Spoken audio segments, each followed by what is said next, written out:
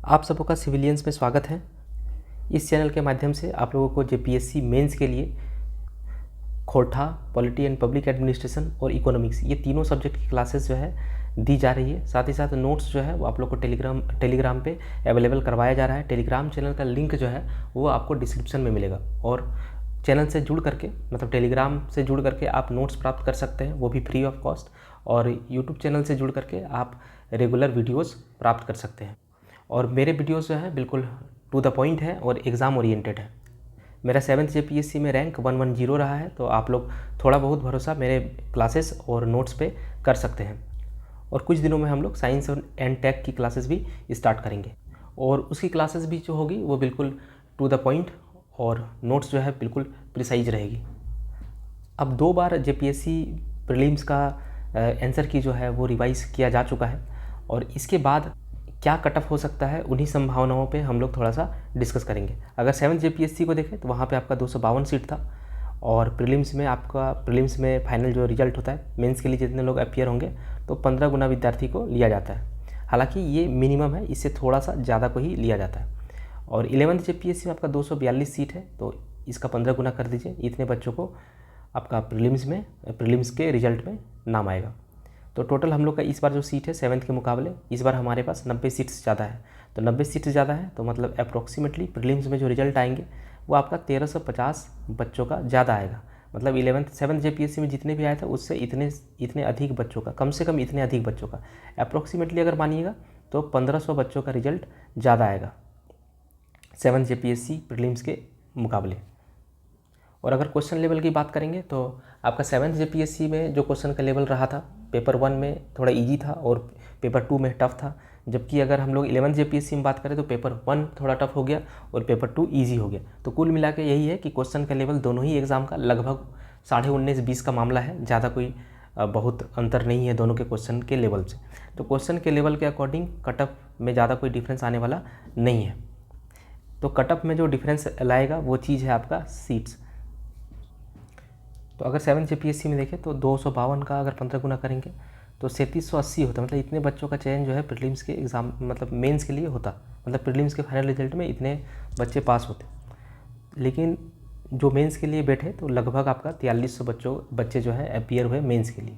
मतलब prelims exam में इतने लोग क्वालिफाई कर गए मेंस के लिए।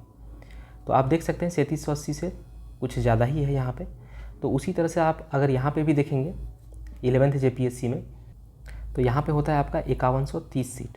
तो यहाँ पे लगभग आपका मान के चलिए कि 5500 रिजल्ट आने वाला है। मतलब 5500 लोग जो है वो मेंस के लिए क्वालिफाई करेंगे और हो सकता है ये चीज़ बढ़ भी जाए, आपका 5500 ना हो करके लगभग 6000 लोग को भी क्वालिफाई कर दिया जा सकता है। तो ऑन एन एवरेज अगर देखें हम लोग तो 7th जेपीएससी से आपका 11th जेपीएससी में लगभग 1500 बच्चे जो है ज़्यादा मेंस के लिए क्वालिफाई करेंगे। तो ये नंबर कोई छोटा नंबर नहीं है और ये नंबर इस नंबर की वजह से भी आपका प्रीलिम्स का कट ऑफ जो है वो प्रभावित होगा। क्वेश्चन के लेवल से ज़्यादा प्रभावित नहीं होगा, क्योंकि अगर 11th और 7th जेपीएससी के क्वेश्चन लेवल की बात करें तो लगभग दोनों का सेम ही था। बस डिफरेंस ये था कि वहाँ पे पेपर 2 हार्ड था, यहाँ पे पेपर 1। लेकिन 11th जेपीएससी में सीट आपका ज़्यादा है। तो एक फैक्टर अगर आप ये समझते हैं कि 2 साल में लोगों के पास ज़्यादा रिसोर्सेस मिलने लगे, लोगों को कोचिंग का एक्सेस ज़्यादा होने लगा, तो इस वजह से भी अगर बात करें तो फिर भी आपका कट ऑफ जो है ज़्यादा बढ़ने की संभावना नहीं दिखाई देती है, क्योंकि सारे फैक्टर्स को ये जो नंबर ऑफ़ सीट्स जो आपके ज़्यादा हैं ये कंपनसेट कर देगा।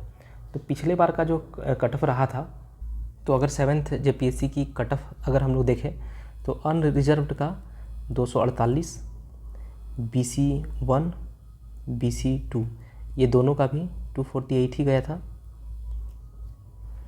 और फिर आपका EWS इसका आपका 246, ST कैटेगरी का 232 और SC कैटेगरी का 242 था। टोटल आपका 4883 बच्चों का रिजल्ट प्रकाशित किया गया था। और इस बार आपका लगभग 4883 से लगभग आपका 1200 या फिर 1300-1400 1500 सीट्स जो है ज़्यादा आपको या फिर इतने ज़्यादा बच्चों को क्वालिफाई किया जाएगा। तो इस हिसाब से अगर देखेंगे तो कट ऑफ जो है ज़्यादा वेरी नहीं करेगा 7 JPSC के मुकाबले। विभिन्न प्रकार के पोल्स वगैरह देखने के बाद और ये सब चीज़ सोचने के बाद मुझे जो कट ऑफ लगता है इस बार का, तो वो UR का आपका 250 मार्क्स रह सकता है। मतलब अगर आपका 123 से 125 के बीच अगर क्वेश्चंस सही है तो आप UR से क्वालिफाई कर जाएंगे। मतलब कि अनरिजर्व्ड कैटेगरी के लिए आपका ये कट ऑफ एक्सपेक्टेड है। इसी तरह से अगर BC1 BC2 ये सब का भी देखें तो लगभग इसी के आसपास रहने की उम्मीद है। मतलब 1 या 2 क्वेश्चन कम रहने की। EWS भी लगभग 2 से 3 क्वेश्चन कम रहने की, और ST SC में मान लीजिए आप 7-8 क्वेश्चंस कम रहने की संभावना है। तो UR के लिए ये आप याद रखेंगे, और बाकी आप इधर देख लीजिए किस तरह से बाकी BC1 BC2 EWS ST SC के लिए कम हुआ है। तो लगभग इसी तरह से आपका इस बार भी सभी कैटेगरी में थोड़ा थोड़ा वेरी करेगा। लेकिन UR का जो कट ऑफ है मेरे हिसाब से वो 123 से 125 तक होने की ज़्यादा संभावना है। BC2 अगर देखें तो BC2 का आपका 121 से 122 ये रह सकता है। BC1 का आपका 120-21 रह सकता है। ये क्वेश्चंस है, नंबर ऑफ क्वेश्चंस। बाकी आप मार्क्स जो है मल्टीप्लाई बाई 2 कर दीजिएगा, आ जाएगा। इसी तरह से आपका EWS 119 क्वेश्चन रह सकते हैं। 118, 119, 120 यही क्वेश्चन आपका रहेगा। फिर ST और SC, तो SC का थोड़ा ST से ज़्यादा ही रहता है। तो SC का लगभग 116-17 क्वेश्चन और ST का आपका 114-15 क्वेश्चन अगर है तो आपका क्वालिफाई हो सकता है। बाकी ये चीज़ें जो है एक्सपेक्टेड ही है, और फाइनल रिजल्ट का आपको इंतज़ार करना चाहिए। और ऐसा मुझे लगता है ये नंबर ऑफ़ सीट्स देख करके और पिछले साल का ट्रेंड देख करके।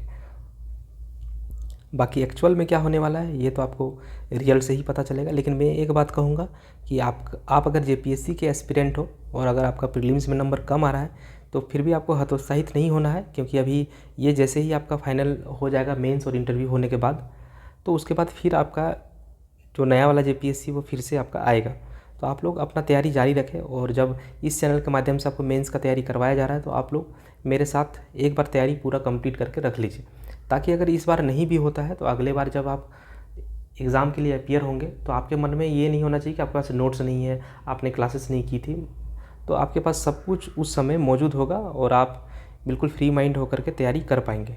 तो ठीक है, इस बार नहीं होता है तो कोई बात नहीं, लेकिन अगले बार के लिए आप मेहनत कर सकते हैं। लेकिन इस बार अगर आप थोड़ा सा और मेहनत कर लिए, भले आपका प्रीलिम्स ना होता हो, फिर भी अगर मेहनत कर लिए मेंस में तो आपका नेक्स्ट बार के लिए काम काफ़ी ईजी हो जाएगा। और बाकी जिनका इतना मार्क्स है तो वो लोग तो बिल्कुल लगन से ही तैयारी करना चालू कर दीजिए, क्योंकि आपके होने की प्रबल संभावना है। तो मिलते हैं हम लोग नेक्स्ट वीडियो में, तब तक के लिए धन्यवाद।